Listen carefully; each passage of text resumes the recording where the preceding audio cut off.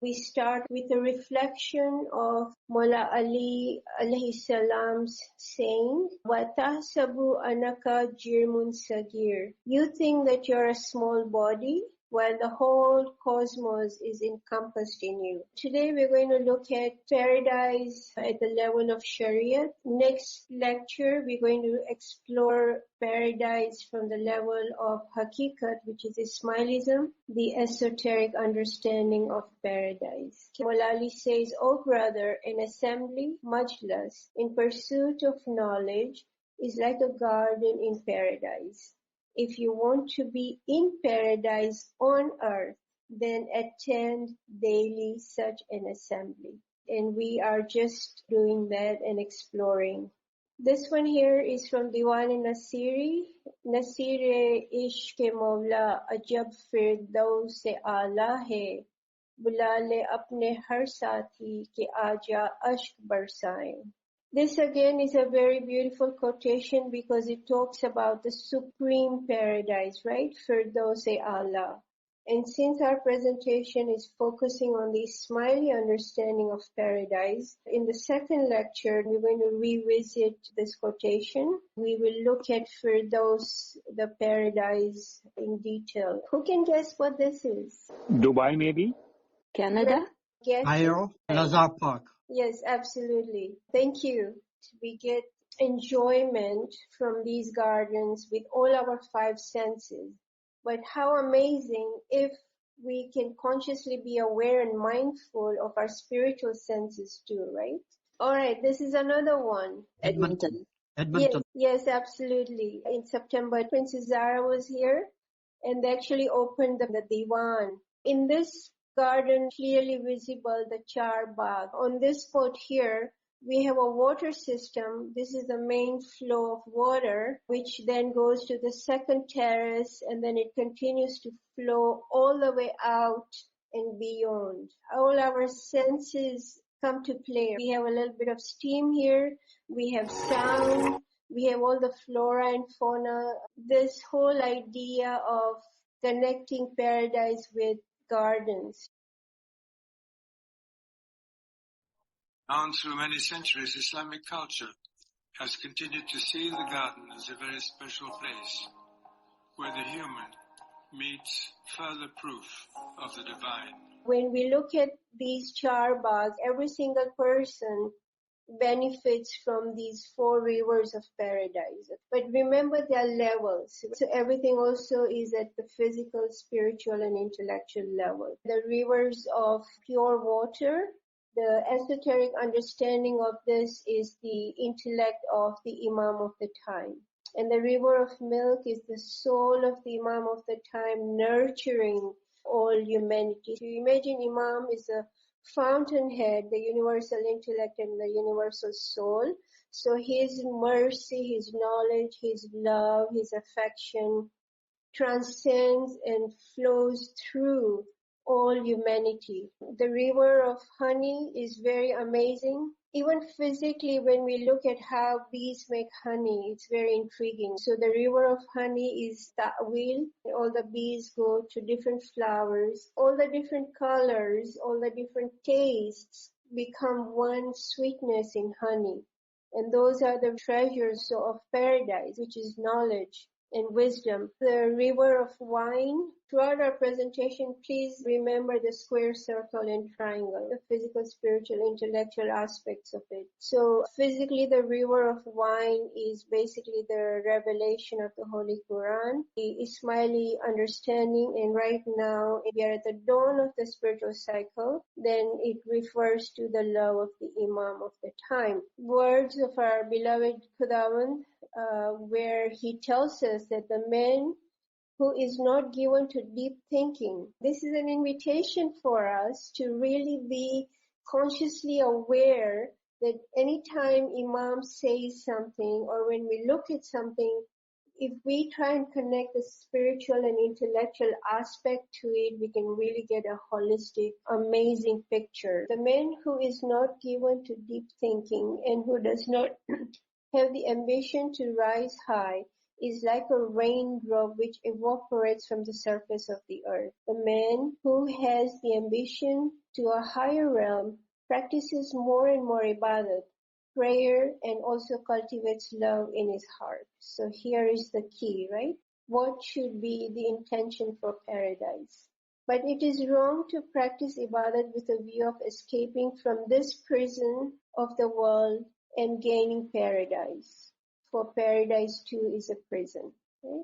Why is paradise a prison? What does it mean? At what level, right? As Ismailis, as spiritual children of Hazur Imam, for us to enter into paradise is not a big thing. Right? We already are in paradise. To become paradise is everything. When Imam says that paradise is a prison, then it's a prison if we only limit ourselves to the square, the physical realm. Because if we do not desire the highest didar, then paradise becomes a prison. This quotation, which I think is relevant for us to make a connection with paradise to come. On one hand, paradise is here and now. We are in paradise because we are in the nur of the Imam of the time, right?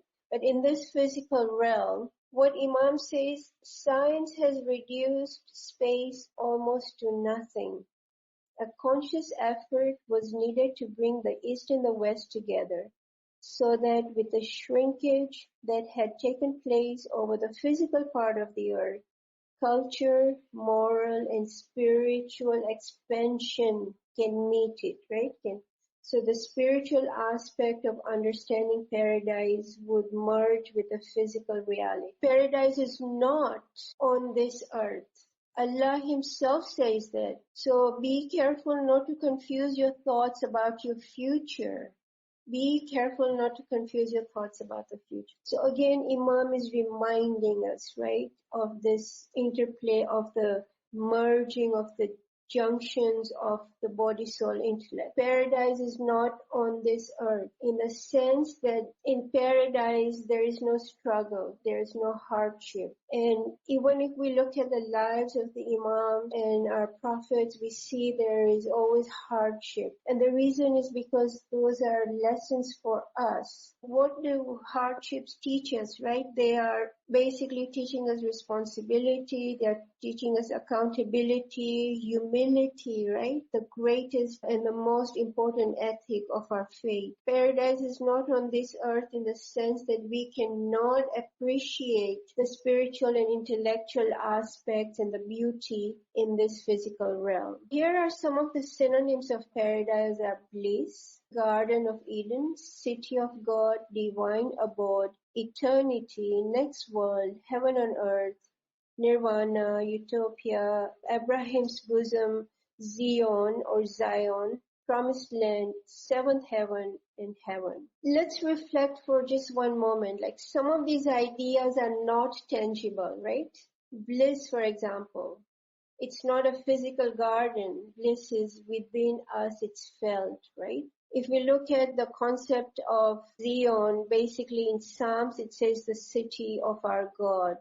And then in Bible, it says that David captured the fortress of Zion, which is the city of David, right? So these are realities and experiences in the personal world. For example, also Nirvana, which we know is the ultimate purpose of Buddhism. And it's also another name for moksha in Hinduism, where one is freed from the cycle of rebirth. Bliss, heaven, bliss equal paradise. So paradise is a spiritual substance which pours its grace over the soul, puts in it spiritual heavenly wine. So paradise is a spiritual substance which pours its grace over the soul and puts before it sweet heavenly wine. We capture this idea in Rumi, in Hafiz, Sayyidina Nasir Khusraw's works. Here, I would like to share with you all a point of knowledge that I have learned from the greatest 21st century Ismaili poet and spiritual scientist, Allama Nasiruddin Hunzai, where he says that at the highest point of intellectual progress, intellect transcends into Hakiki Ishq, true love. We can reflect on it and we'll revisit this idea, how intellect transcends into love, and then from love again, more wisdom manifests. So what is paradise then? Looking at it from the physical, literal point of view, it's a place of fulfillment, prosperity, it's a place of delight, and it actually evokes amazing imaginary in not just artists but also interested individuals. In this example, we are looking at Vishnu. Vishnu is also called Hari or Narayan. And here in this illustration, we see Vishnu with his 10 avatars. Vishnu is in this blue dark complexion because Vishnu, the god, reflects all the light from the universe. In the words of John Milton, the mind is in its own place and in itself can make a heaven of hell or hell of heaven. A reflection of how our mind, how real paradise from the Islamic Ismaili perspective is the personal world. We will see how the actual personal world is the real paradise. I put this slide in because it's very intriguing. Today at the dawn of 21st century, we already have artificial intelligence creating visuals for us, okay?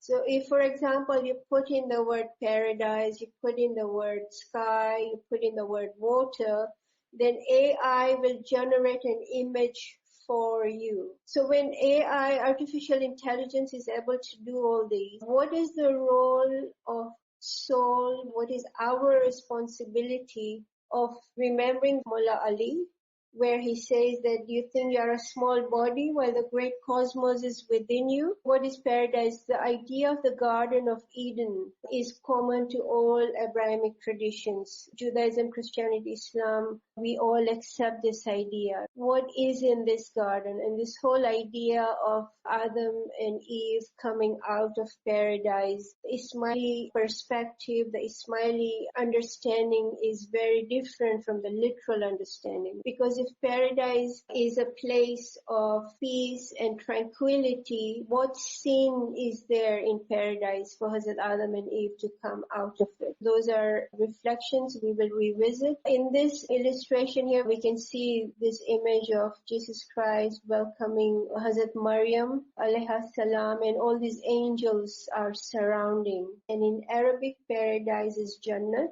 In Urdu and Persian, it's Bihish. And here you will see 7 levels of paradise are expressed. According to few narrations, there are more than 100 levels of paradise. Okay, so paradise, each individual is at a different level. So paradise also depends on the individual person's capacity of absorbing and learning knowledge. This beautiful hadith, Prophet says, pray to Allah for Firdaus. Okay, so what is Firdaus? Firdaus is the highest paradise. Okay, but is there a paradise higher than Firdaus? Yes, it's called Rizwan, okay, which is even higher. The Prophet telling us to remember, pray to Allah for Firdaus is because by reaching the level of Firdaus, we can attain the level of Rizwan. Paradise in the Ismaili Tariqa hadith, which is narrated by Mullah Ali, where it says there will be a bazaar in paradise in which there will be no buying or selling, only pictures of men and women. And so we enter into that picture that we like. For example, if we want to know how Hazrat Adam went through resurrection, then we enter the picture of Hazrat Adam and we ourselves experience what he experienced. So those are the treasures of paradise. It's a living, conscious realm full of knowledge and love. The paradise is the perfect man, Insan Kamil. This is very, very profound. This is the key. Who is the perfect man? Nur Maulana Shah Karim Al-Husaini Hazri Imam is the Insan Kamil or Mukamil today, right? So he's not just the perfect man, but he's trying to make us perfect. He gives us guidance, He teaches us how we ourselves can elevate our divine spark and merge it with the divine flame. Paradise, the Holy Quran calls it Ahsan al-Taqwin, which is the best forms. There are 7 levels of paradise. This idea has been there from ancient times. The 7 celestial bodies in space were connected with different gods, and those became the 7 levels of paradise. In Islamic idea, the 7 paradises are Firdaus, which is a prestigious place. But from the Ismaili perspective, above Firdaus is paradise of Rizwan. I found this very, very interesting. Some Muslim scholars are saying that there is an 8th level of heaven, which is called Iliyun. Okay, but who really understands what this Iliyin is? Iliyin basically is the Imam of the time, okay, the universal soul and the universal intellect. So very quickly then, what are the 7 heavens and 7 earth? And the 8 gates of paradise we will cover. So universal paradise is Iliyin. All these 7 heavens and 7 earths together are the universal paradise. They are Hazrat Adam, Nuh, Ibrahim, Hazrat Musa, Isa, Hazrat Nabi Muhammad, and then Hazrat Qaimul Qiyamat, alayna salamahu, and his Hujjat. So these are the heavens. So there are 6 Natiq, so the 6 great prophets, and Hazrat Qaim, 7, and their Asas are the 7 earths. This is a cycle of unveiling, Dore Kashf, the spiritual cycle. We are at the dawn of it, and we actually have the blessings of this 7th day, the Saturday, day of resurrection. I have to stop here because my time is up, so we'll meet again in Q&A. Thank you, everybody. So I will be continuing with understanding paradise in Islamic perspective. We will be looking at the concept of paradise in Quran. Is this visible to all? Yes, Dr. Sahab. Okay. Yeah, as Yasmin little bit explained that there are synonyms about paradise, and if we look into the Islamic knowledge and all the books which our dais, peers, and in Ginan, it's basically either Jannat, paradise, Bihisht, heaven. These are the synonyms most commonly used in Islamic literature. So if we take it Jannat or Jannah, which is the basic Quranic term used for understanding paradise. And it is also very important to understand paradise in Quranic perspective, and also what we as Ismaili believe in paradise, and we connect those Islamic perspective or esoteric perspective of all the ayats and hadiths and other Islamic teaching based. We would see that how we can explain those physical perspective of paradise into esoteric perspective, and then how we can connect that in Ismaili mazhab. So literal meaning of Jannah, which is mainly used, the term which is mainly used in Quran for paradise is Jannat, Jannah, and it means garden, or whether garden of the earth or garden in the heavens, because Jannah has used in multiple times in Quran about the exoteric garden also, and the garden of paradise also. And the religious interpretation, it is a kind of a place where this Allah has created a place where his virtuous bandas and farman bardar mu'min can go and live forever, only those who are obedient. So if we see that the word paradise as Jannah 57 times in the Quran, and 52 which means the paradise, actual paradise, and the garden is 102 times, garden of paradise is again 72 times, and if we total them, it comes to around 200 times mentioned in about the paradise, garden of paradise, river of paradise, gates of paradise and the people of paradise. So all those explanation is given in around the whole of the Quran. And if you see Jahannam, which is hell, opposite of Jannat, it's 77 times in total. It's a huge description. We will see that Allah has said about something about fruit of paradise and rivers of paradise. Paradise is so huge and vast. There is a market of paradise. There are birds of paradise. There are ornaments in the dress of paradise, which we call it Behishti attire. There are also how Hurs and Ghalmans, they move and live into paradise, Arsh of paradise. So all those kind of explanation which is mentioned in Quran, actually that is for us and to understanding what paradise is. Generally speaking, if we see spatial and non-spatial, means makani and la makani. Makani means that has a space and time, and which is this world. This world has a space. We occupy everybody in this world occupy the space, and there is a temporal movement also. Because of the space, we have time. So we have a space and time. So that are spatial world, and the world which is called La Makan, which is non-spatial, where there is no time and no space. So there is also a world where there is no time and no space. That world is also very important. So people, other than those who believe in exoteric aspect only, or those who believe in Zahiri aspect of the paradise, they see only a paradise as a special thing. They see paradise as a Makani paradise. And they would not understand what is the non-special or La Makani paradise. So these are the pictures they are giving, and Yasmin has shown wonderful pictures that how all those beliefs, they just reflect on imagination what paradise will look like, because they can see and they can imagine those paradise and the glad tidings and the nemat of the paradise as a special one, as a makani one, as a physical world one, and not as a spiritual thing.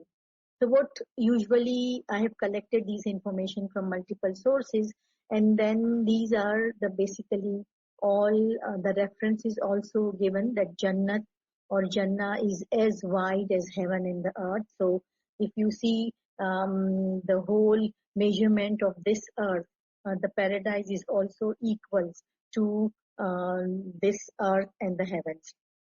Then they says in Quran also it says that people of Jannat lives in beautiful mansion. There are royal bungalows for them. They live in this deepening shade. There will be bunches of fruits hanging low within their reach. People of Jannat will have abundant fruit and drinks. They will have food, meats, and whatever they desire, they can eat.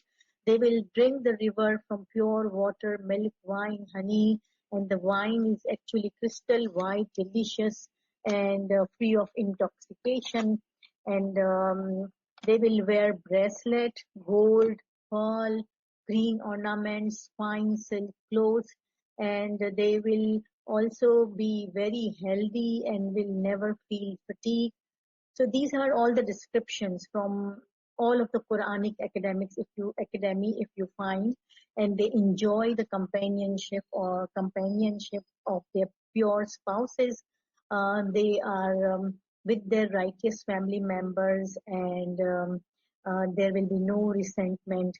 Some of the spiritual and emotional pleasure, they have the didar of Allah, they can see Allah, and whatever they wish, it will come true, and they will recline adorned on a couches. So what a beautiful imagination of somebody is going into vacation, or somebody is in like just in a pleasure mood and have no work to do, just reclining. So these are the component which is given actually in the Quran, because it is said in all those Quran, if you see, the exoteric part is actually saying that these are the people who are in the paradise will have all those bounties. And if we see in this world, if you have a lot of money, you can go relax and have a vacation. You can have fruits and all kinds of things. It is also available if you have money, and more good sceneries than it is described in Quran in many parts of the world, as Yasmin has shown, that there are beautiful gardens and there are a lot of beautiful mansions for the people who are rich. So it's they are actually living in the paradise. If we think that whether they are virtuous or not, whether they are Mu'min or not, whether they do good deeds or not, whether they believe in Allah or not, they are still living in paradise, because all those bounties and all those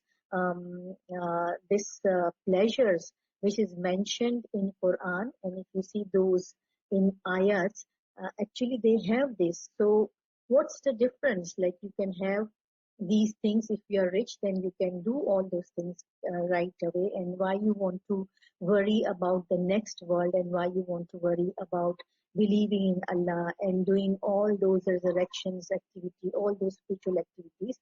So that doesn't make sense if we just take the meaning of paradise and all those explanation which is giving in Quran about Jannat as a physical or as a spiritual moment. So therefore, it is very important to understand that actually paradise is, or Jannat is, La Makani. La Makani means non-spiritual, means non-spatial, or if I don't pronounce this correctly, then please forgive me. It's a Makani and La Makani. Makani means with the time and space, which has a space and the time, and La Makani means without time and space. So the special and non-special paradise, Makani and La Makani, Bihish, just to understand what is La Makani or what is non-special, is it is not a material place. And the example of such La Makani world is world of dream, world of imagination. So if you see a world of imagination, you can imagine anything about anyone, and then it comes in front of you very quickly. You can imagine your friend, you can imagine maybe any country, you can imagine any place. It comes into your mind so quickly with the blink of an eye. So it comes to you directly, but it has no space and no time. So it comes to you right away. And in the world of dream also, there is no space and no time. So this world of dream and the world of imagination is actually given to us, these two worlds, so that we can understand that there is La Makani Bihish. There is something which is non-special, which doesn't have the space and which doesn't have the time, and that is very much connected to the spiritual world. So with the world of dreams and the world of imagination and the higher world, if go by the ranks, then this is the physical world, then we'll have world of imagination, and then world of dream, and then world of spirituality, and the world of intellectuality. So these are the ranks of all those worlds, and these are the ranks of all those behishts.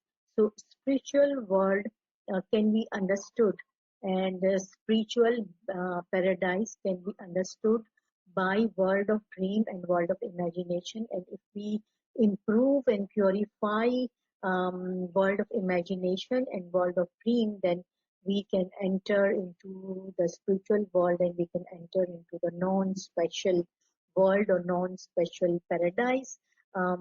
So non-special paradise, which is at the level of perfection in the paradise. So Bihisht is actually spiritual and intellectual. There is no physical Bihisht somewhere after the world.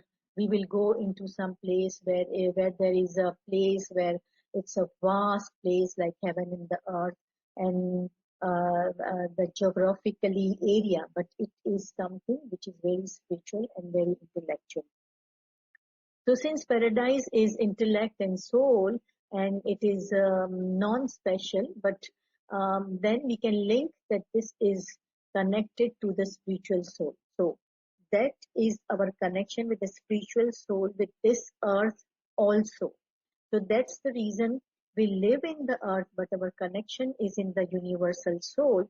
So there is a connection. There is a connection of makan and la makan. There is connection of the space and time with non-space and non-time. So this connection is there. Now it is up to Momin that how they can move from spatial world to non-spatial world and see the paradise currently right now when they are living, or after inhalating Imam of the time they will see or they will maybe investigate, or they live in those non-temporal and non-spatial paradise.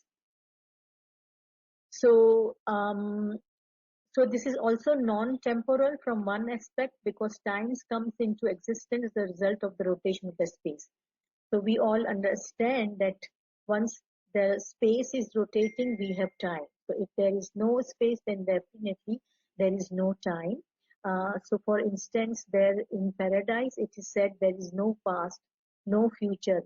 There is only present, and it passes, and it is immovable time. So there is an ayat, it's called khulud, where the people of the paradise will live forever. So it's khulud means forever. The time will not move. They will be there, and they would not like to go and come out of that paradise in any point in time. So that means that is something which is of a higher order world, something which is beyond the time and the space.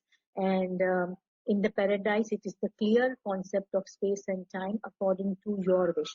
So time and space is the wish who is in the paradise. For example, if I want to, if I am in paradise, and if I want to witness Hazrat Adam's journey, then I will be in the time of the Adam. If I want to witness Prophet Muhammad Miraj, then I will be in the in the time of Prophet Muhammad, and then experience what Prophet Muhammad has gone through in Miraj.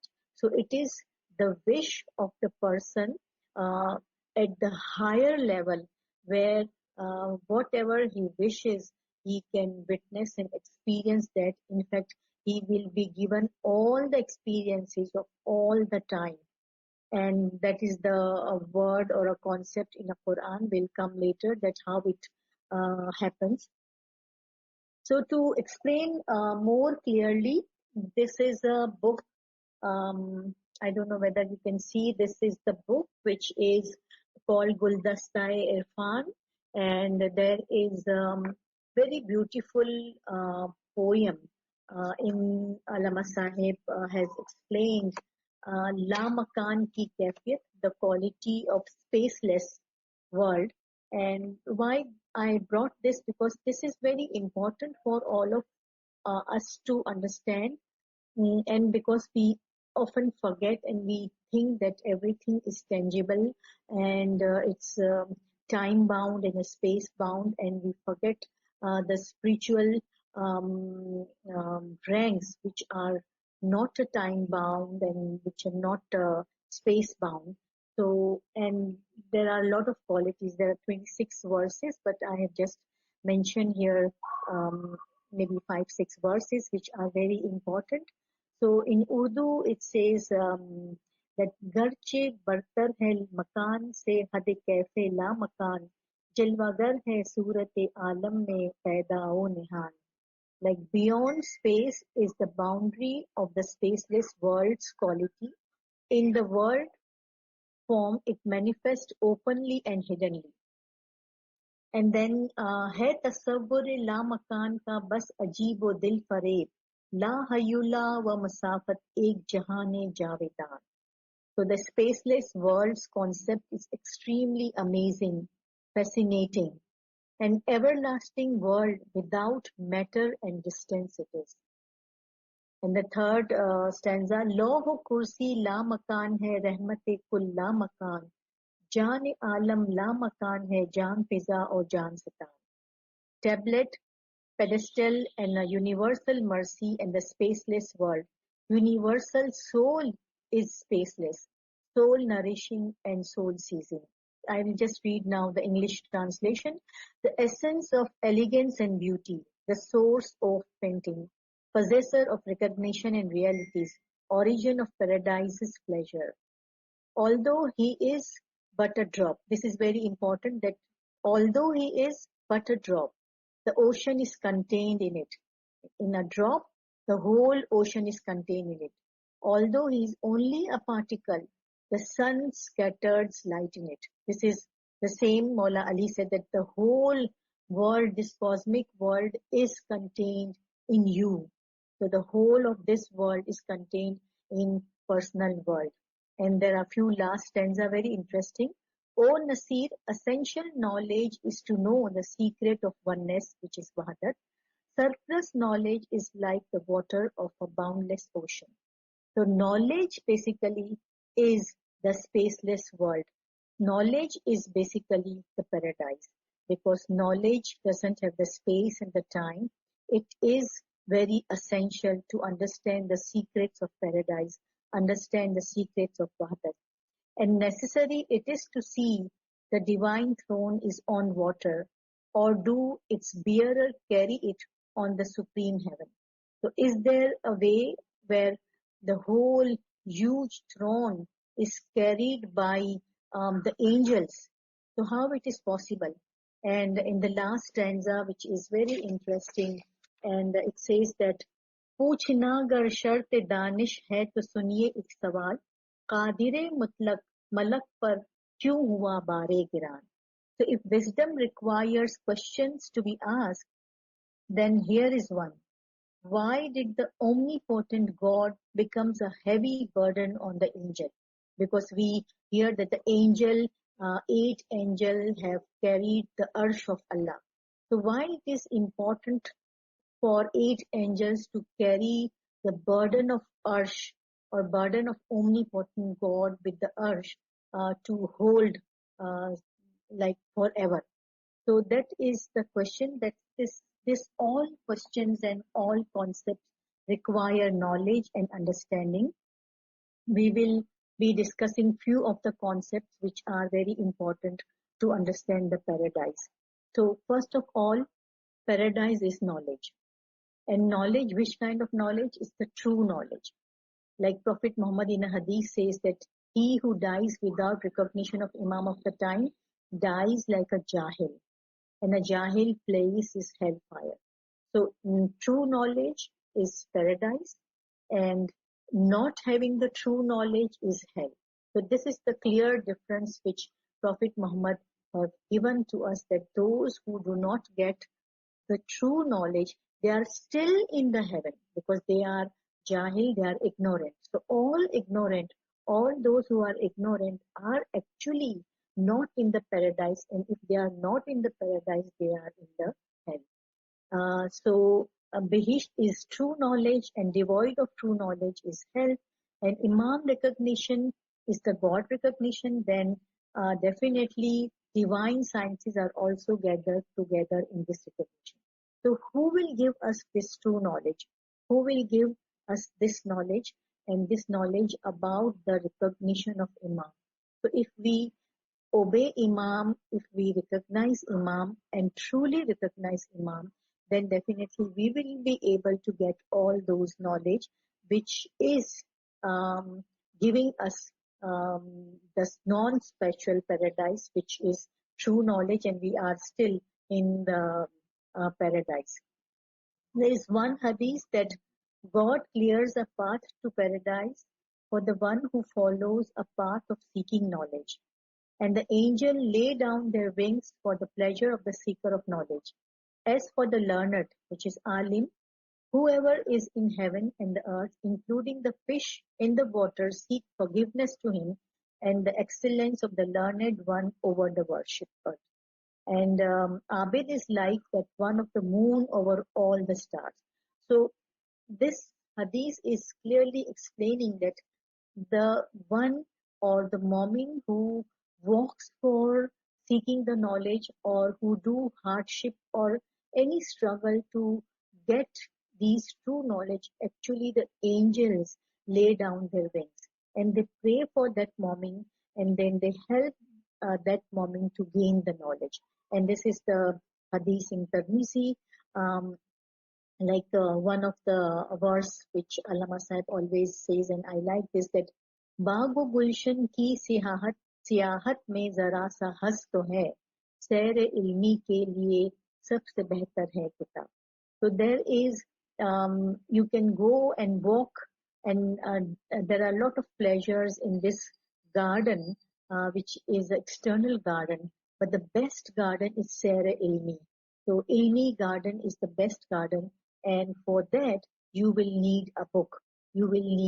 We all will need a knowledge, and that's where we always try to read the books, whatever books are available to get the true knowledge. And then since the paradise is the intellect, it's concerned with knowledge. So there is an intellectual pleasure in Jannat. There is not a physical pleasure, but that is an intellectual pleasure. And there's a teaching and learning going on, which is the activities of those who are living in the paradise. Like, for example, in Surah 36, which is Surah Yasin, Ayat 55, it says that on the day of on that day, means on Qiyamah, people of paradise, according to their rank, will have joy in which they do. So what will they do? They have joy in intellectual pleasure and intellectual learning. The best activity in the paradise will be concerning the intellect, understanding, knowledge and wisdom. In fact, there will be many activities, but one special activity is teaching the true knowledge, because there are rank of knowledge in paradise.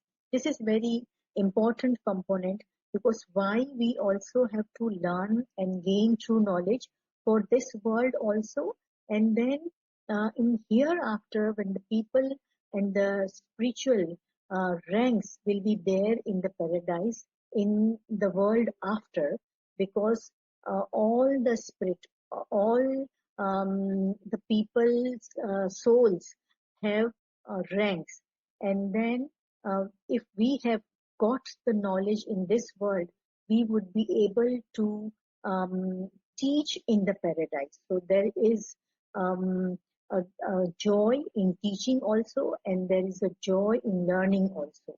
The people of entire world, since we believe that the people of entire world will eventually be brought into the paradise by force, and we have seen this in hadith that will akhir, like eventually all the people of this world will by force will be taken into the paradise, and they will not have any knowledge. They will not have true knowledge. They will not have the knowledge of the Imam of the time. So they will be taught gradually. So it is now, if we gain understanding and knowledge and wisdom, the more we get understanding of knowledge and wisdom of Quran, of the Imam of the time, of all those understanding, we would be the one who will be teaching all those souls who are brought forcefully into the paradise, the people of the world in the spiritual form. Like Holy Prophet says that most of the people of the paradise are simple-minded. In Lugat-e-Ba of Hadith of Kitab Hadith, it says that Ahle Jannat al-Bala, means the people are simple-minded, or if they are a kind of, they don't know. So Bhole Bhale, actually the Urdu the translation is Bhole Bhale, those who do not understand. So people say that Bhole Bhale means they are very innocent. So Bhole Bhale means innocent also, but there is innocent in terms of they don't know anything. They don't know, they do not have understanding of a true knowledge. They may are very clever in this world, but they have gained no true knowledge.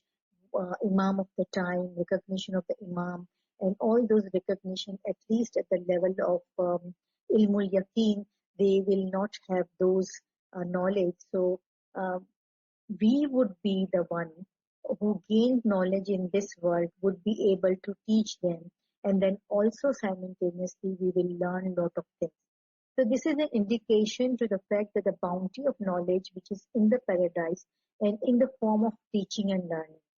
And the simple-minded people will eventually become the learned one by acquiring knowledge. So this is the level and the ranks of the paradise.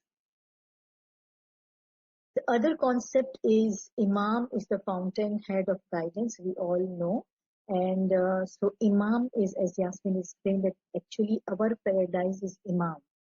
So if we talk that who is paradise, where is paradise, Imam of the time is our paradise, wahi hamari jannat hai. So there is always a person amongst the people and who can mislead and show the path of hell.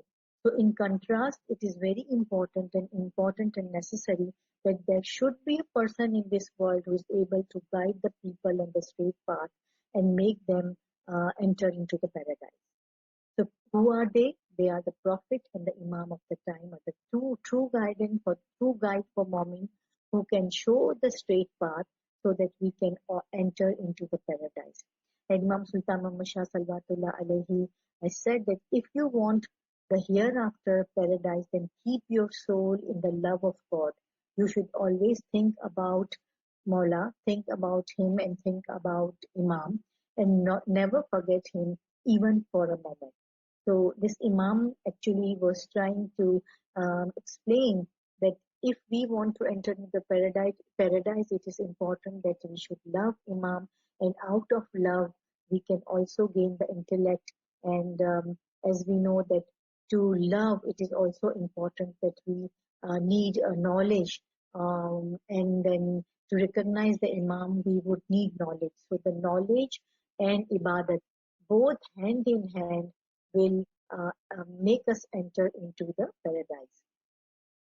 And it is the luminous guidance of Imam of the time in this world that people can reach paradise. There is very one important, interesting concept which Pir Nasir Khusro in Wajh-e-Deen has explained. And then it is in Quran also in Surah 38 to 62 to 63. It is said that the people of hell, they will say, like Allah is saying that people of hell, they will say that what happened to us? We do not see the men we counted as wicked. Was it that we took them wrongly for mockery, or is it that our eyes turned away from them? And the term they use is ashrar. Ashrar means sharir. Where are those sharir lo? Where are those wicked people? So if we, Pir has explained that people in the hell, all those who do not believe in Imam of the time, basically they all are against the Imam which is rightly present. Like Ismaili, we believe in Hazir Imam, but all others are collectively saying that Ismailis basically are not a Muslim because they do not do all 5 ibadat which we do, like keeping the roza and the namaz and the hajj. And so carrying out all those kind of ibadat or all those kind of 5 arkan, we do not do. We do it in a very different way. Our Shariat has gone to the haqiqat, and then our namaz, our roza, our hajj, and our zakat is different from all other sects. So all other sects, actually, whether they say loudly or not loudly, but actually they think that since they do not believe in these all 5 arkan, that means they are not amongst us. Amongst us means they are not Muslims.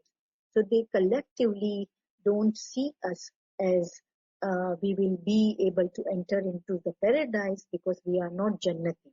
They're thinking maybe consciously or unconsciously that we will not be Jannati people, we will not be the people of paradise because we don't do anything and we believe in a person who is living in Paris and all those kinds of conversation which we hear and the understanding which other people have. So Peer has in Wajidin, you can read it, it's in the page 28.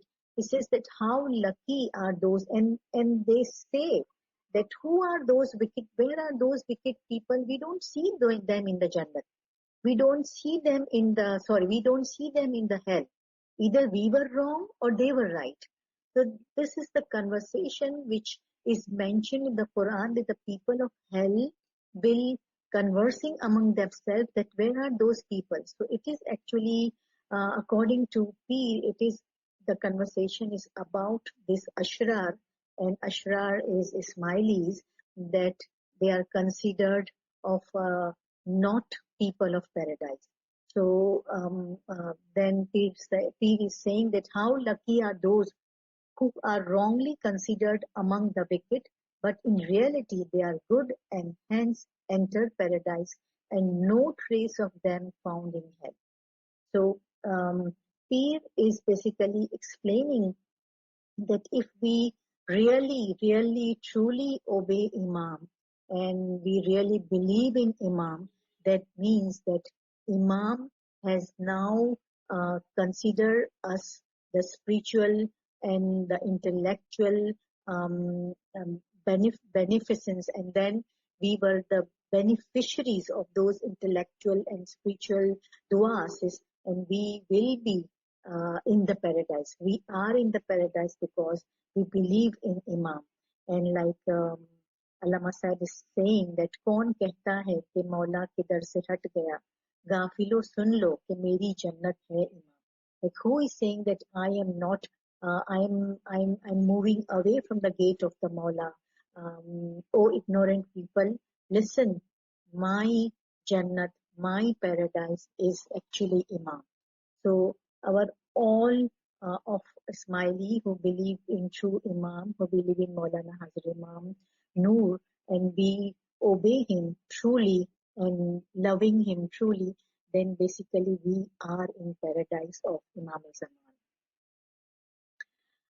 One other concept is about every bounty is possible in paradise. So there are 5 verses for them that for the people of paradise, therein shall be what they desire, and with us and there is more. So whatever they desire, it will be given to them. So what are the bounties? What are the ni'mat? It's a subtle body, not the dense body, but the subtle body, which is Jism Latif, bounties of soul, which is spiritual bounties, and bounties of the intellect. And why this is 3 level? Because in the temporal world and the special world, we have 3 things: body, soul, and intellect. But instead of dense body in paradise, there will be subtle body, which is the Jism Latif, and I will cover lot more in detail about the paradisical attire, Jism Latif in paradise in my next lecture. So there is a 3 kind, and by the grace of Allah, when Mu'min men and women enter into the paradise, they will be greatly surprised to see the copies of their subtle personality and adorned in intellect and soul, and they will see that they're already in the paradise. So when Mu'min eyes are open with the eyes of certainty, they will actually see that paradise, he is already in the paradise. And one of the part, which is the subtle part, was already in the paradise, and that where Mu'min understand that who is he. Actually, he is in the fana, he is fana in Imam, and actually he is already living in the Imam. These living and speaking copies are paradisical attires because of the essential beauty of paradise is that everything in it is a pure life and pure intellect. Therefore, that body speaks and scatters and gems of knowledge and wisdom. So in the paradise, is um, uh, everything has a speech and everything is alive. There is no dense body. There is no fruit like here we have fruit. There is no clothes like silk and all ornaments like we have in the material world. All those items of the paradise are living items, speaking items, and with knowledge and the wisdom-filled items. Like rivers in the paradise, if you see there are 4 rivers: water, milk, wine, and honey. And Peace and I have said that water means universal intellect, because water is the example of knowledge, and knowledge comes from the universal intellect. Milk, it gives nourishment. So this is the universal soul, because after having the milk, we nourish, and the first food of newborn is milk. So it's the universal soul where there is a life. And wine is considered as natik, because wine means that it has somewhat of distorted properties, but also it is considered as a ishq and love. Love of Imam is a wine of Imam. Love of Maula is a wine of Maula. And honey is asas, where it is a tawil, because Tanzil cannot give us the proper understanding. Like we have seen that if we see all 4 rivers, and then the people of the paradise, if they are having milk and water and wine and honey, then what's the difference it is making? We also have all those 4 things available in a very pure sense in this world also. And better for those who also believe, who do not believe in Imam, who do not believe in Allah. They have a better wine, better honey, better milk, and better water than those who believe in Allah. So that means that this has a tanzeel, and tawil is a logic, and we need tawil, and tawil is very sweet, and it has it removes the doubts and ambiguities and answers all the questions. So disease of the ignorance, which is the hell, can effectively cured by tawil. So all those tanzili points about the paradise, which people do not know because they are not in the esoteric belief, and they do not have believe in the Imam. But those who believe in the Imam, and those who believe in Tawil, and those who believe in esoteric sense, they understand that this is not something physical paradise. This is not something tanzili or special paradise, but this is something Tawili paradise, and it consists of the knowledge and the intellect, and there is a healing which is very important to get it from the knowledge. This is my last slide about the length and the width of paradise. So this is the vastness of paradise. So in Quran, in 2 or 3 ayats, it is said the length and the width of paradise is like that of this world, like that of this universe. So paradise is in the length and the width of this universe, and that alludes that the universal soul, because Nafs-e-Kulli has spread all over the world. So universal soul is the spiritual paradise that contains everything, but in the form of spiritual particles. And Imam's soul is basically the universal soul, and therefore Imam of the time is the living paradise. There is one term called Uzlifat. It is very important to understand because it is brought near. Uzlifat means paradise has been or shall be brought near to the righteous one, not far off. Like this true paradise, universal intellect, universal soul, and all the bounties of the paradise, all of the natiks and the asas, who are the gates of the paradise, that will brought near to us, because all time and space will be covered, and then within the personal world, during the time of resurrection, the person will experience Adam's time, Ibrahim's time, Nuh times by transforming his personality into Adam, transforming his personality into Nuh, transforming so he becomes Adam, and then get the recognition. The person becomes Nuh and get the recognition. Person becomes Ibrahim and get the recognition. So that kind of, at the level of Haqqul Yaqeen, when that Arif will get the recognition of all the universal soul, all the spiritual bounties, all the intellectual bounties, and overall the temporal distance and the special distance will come to an end, and then he will see the past and the future where the resurrection is going into that personality.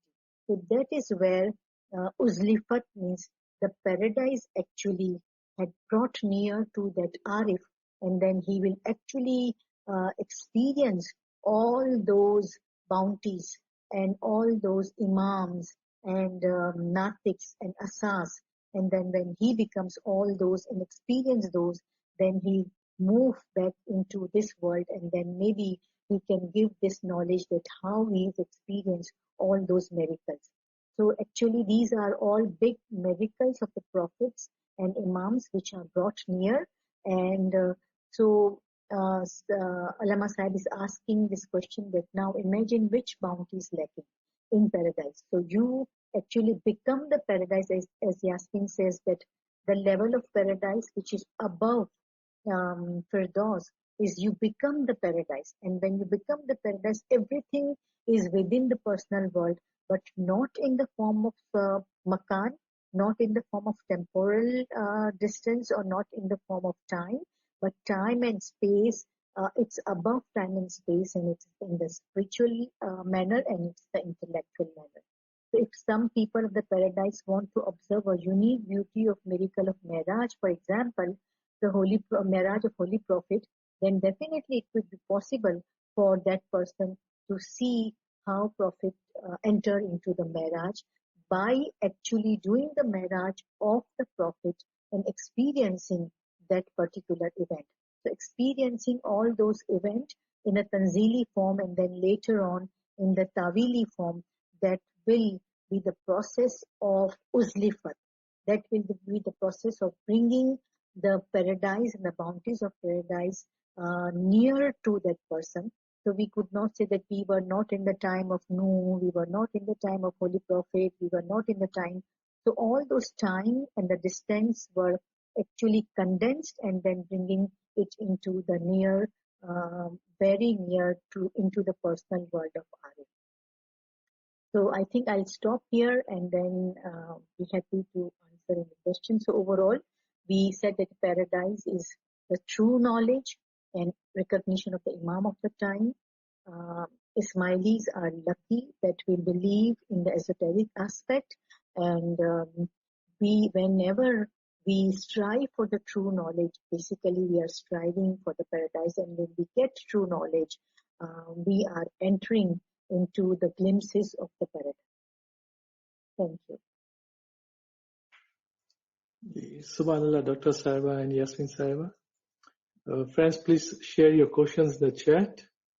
Or if you have any questions, you can unmute your device and ask a question. Yali Madad.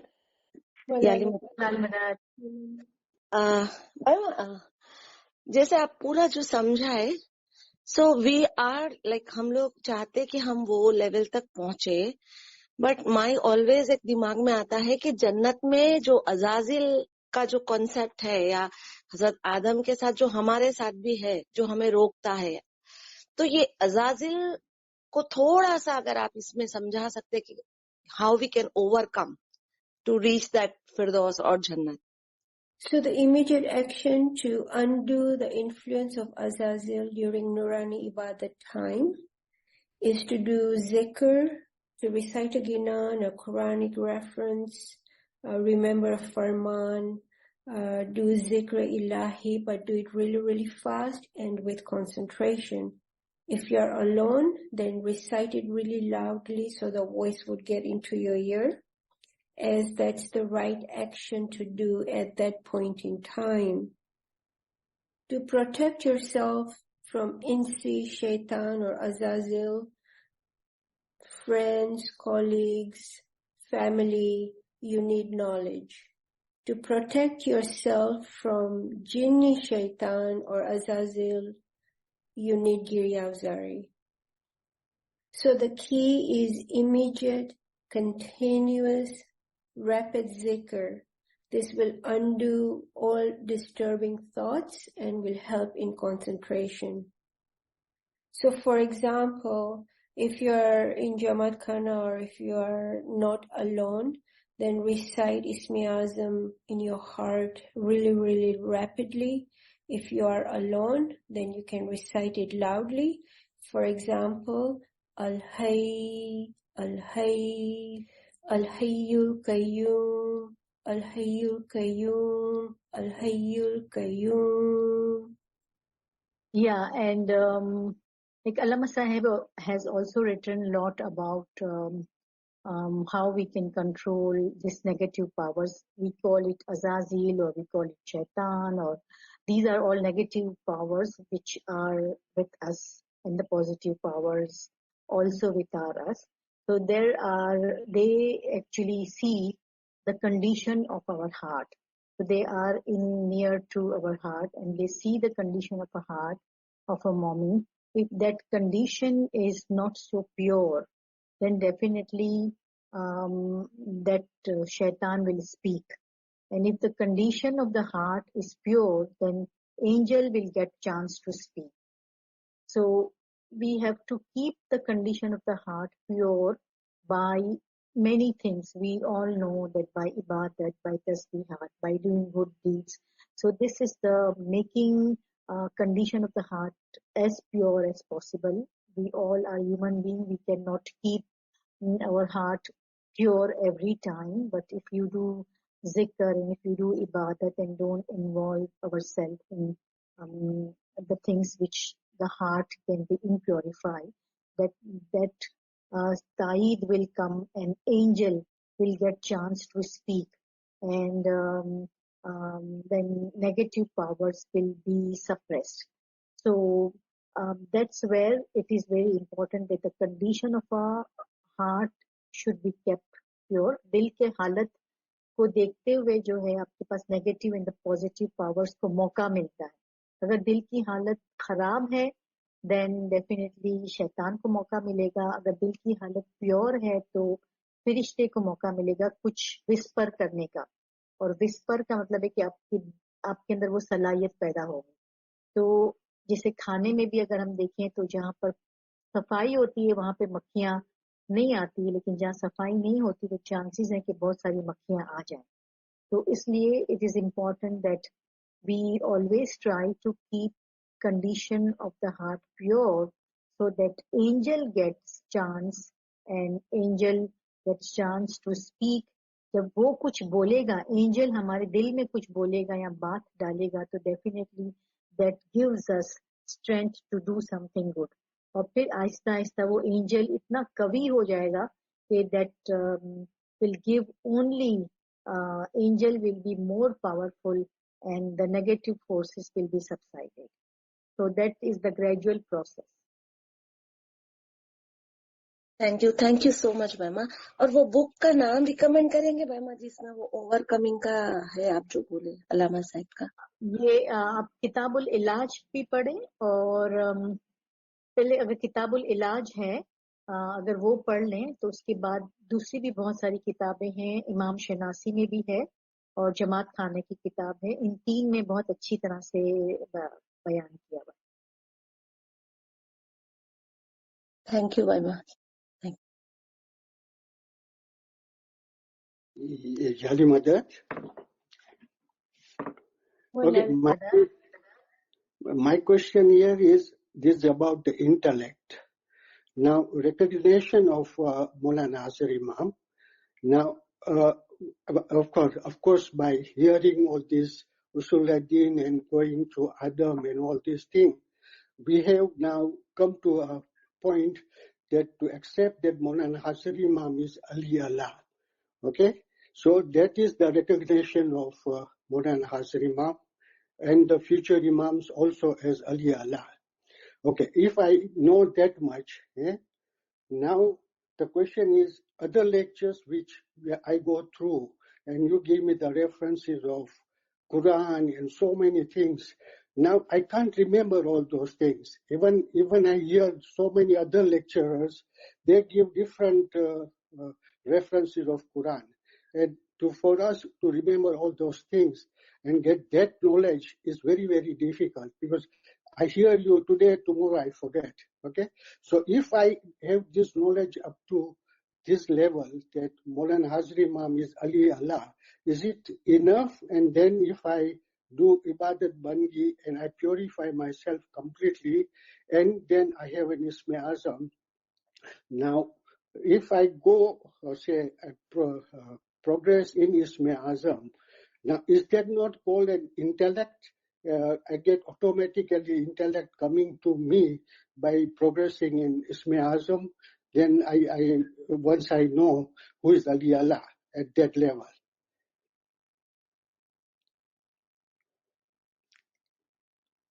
Hello? Yeah.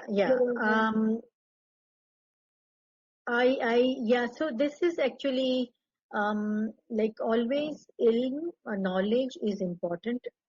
We all forget the things which we gain, but if we continuously try to gain knowledge, because knowledge is one wing and ibadat is other wing. If anyone wants to fly, we have to have two wings. So with knowledge, your ibadat will become stronger and you will be able to move quickly into ibadat. And then if inshallah, if you open your inner eyes and if you see all those miracles or if you experience those miracles, it will be easier for a soul to understand those miracles if we have knowledge. Otherwise, it will be very difficult and we feel sometimes very stressed when there is some miracles happen to people without knowledge.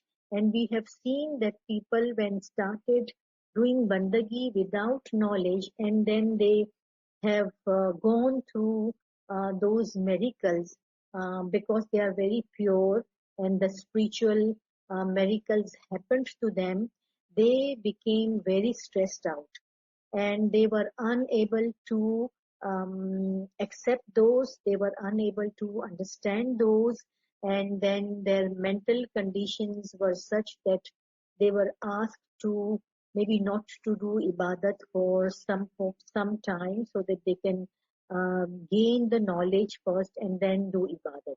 So that's the reason understanding of the miracles of Imam of the time is important. So when you get into those miracles, you have some understanding of those miracles to be stable in the path of the spiritual progress. So, but I understand that this is difficult, but once you hear lot of knowledge all the time, you will hearing and sitting and hearing and sitting and then listening, eventually you will be acquainted with all those terms and understanding, but the continuous process is important. Yasmin, you want to add anything? Yes, indeed. You are absolutely right. Imam's Nur guides the mu'mins and blesses with divine intellect. As we see in the example of Salman Farsi, all our peers, Pir Sadruddin, Pir Nasir Khusrau, because this is the concept of Nur and the clear principle that Imam is Ali Allah and in future Imam is Ali Allah increases love of Mawla in our heart. And as our beloved Nur Maulana Shakri Manasini Hazar Imam and Sultan Muhammad Shah Al Hussein, our souls be sacrificed for them both, emphasized again and again that we should all seek divine knowledge. Why? because divine knowledge increases divine ishq and then takes the mu'mins to that level where Nur guides mu'mins by becoming mu'mins' intellect. This is monoreality. The fact that you understand the concept of Ali Allah is very much a blessed place to be in. And that in itself will guide you and will open new doors and encourage you and every one of us to read the Usul-e-Din Farman again and again and again and again. You were talking about memory, right? So forgetfulness it's for each and every human being, right? It's just part of human nature. We all forget. But what is the key? What is the solution for that? Concentration. Concentrate. Anything you do, you concentrate on it. You do it with love and affection. And if everyone is willing to look at a clip, 4 minutes and 20 seconds, I would like to share for all of us to listen to this clip in Imam's words. Kamar Sahib, may I share my screen? Yes, miss.